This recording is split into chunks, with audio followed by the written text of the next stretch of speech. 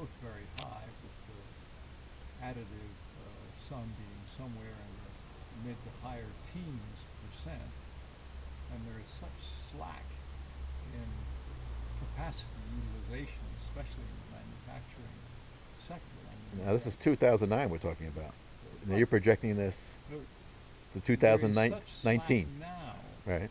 that in order to take the slack out of both labor and capacity for industrial and service production, you would have to have a huge amount of demand. And my point is that there is such a great deal of debt and defaulting on the credit in this cycle Mm, compared to other cycles right. that that demand is going to take a long time Because to people are working off the materialize. debt during that time. Now, if you look back at the recessions of the early 70s and the early 80s, the number of months it took to bounce back from those recessions were in single digits. And if you look at the recession of the early 90s, it took over 2 years to come back from at least the one in the early 2000s. It took over 2 months. I think it was only 17 to 19 months in the early Now, what about 90s. the Great Depression, 29? Uh, How many years did that take? that was up and down for a long period, but basically that depression lasted until 1946 if you subtract the government's contributions for it, um, to GDP.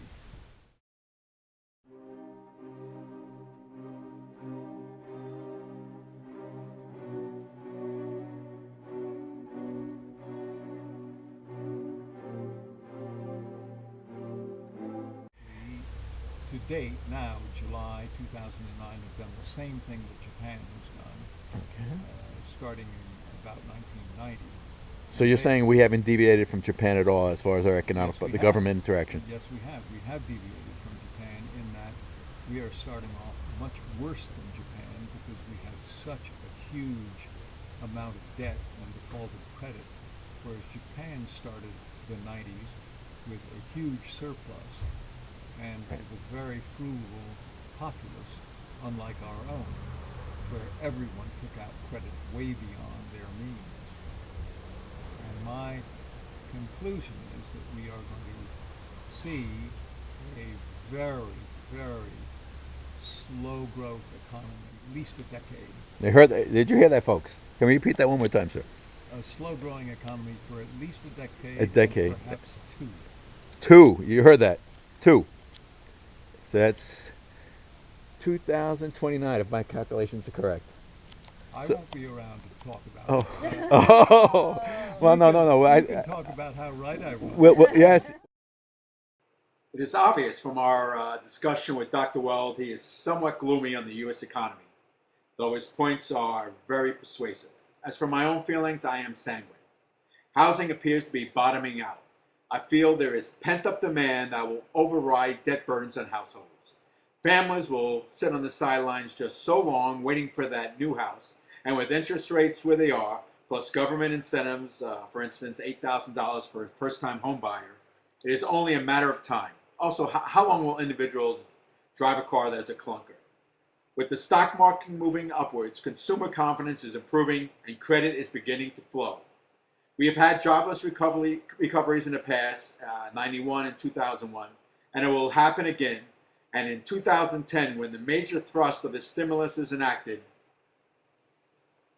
things will begin to move. Don't fight the Fed, is my one recommendation.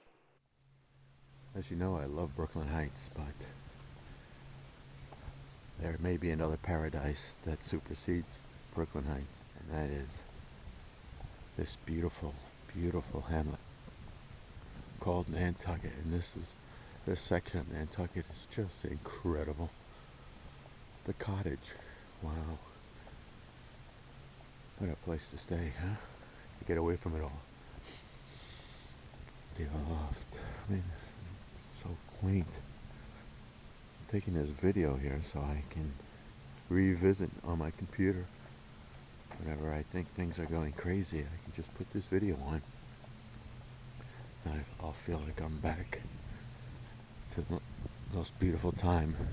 I mean, look at this. This is like 1880, 1860 England.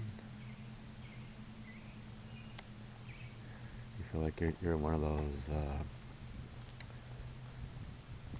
Masterpiece Theater shows on PBS back in the Jane Austen era. And this I just love. Erected 1874. Eternal honor to the sons of Nantucket who, by land and sea, gave their lives to preserve a united country, 1861 to 1865. A united country. Gotta love that. Yes, this place is just ridiculously beautiful.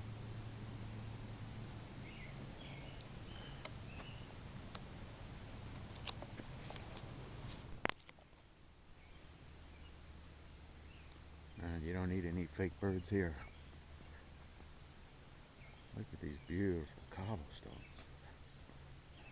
Are they cobblestones? Whatever kind of stones these are, it's just something. These look like regular stones. I'm sure there's a name for them. Look at that.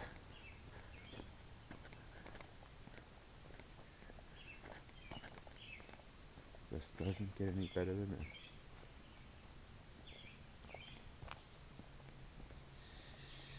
Oh my God. That's all I can say. It leaves you speechless. It's so beautiful.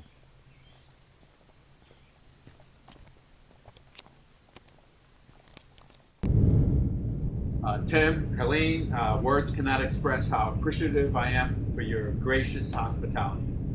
From the room with the great view of the garden to Helene's magnificent cooking, complemented by your great conversation. Glad I had the opportunity to get to know both of you better. Hope to visit again next summer when the economy improves.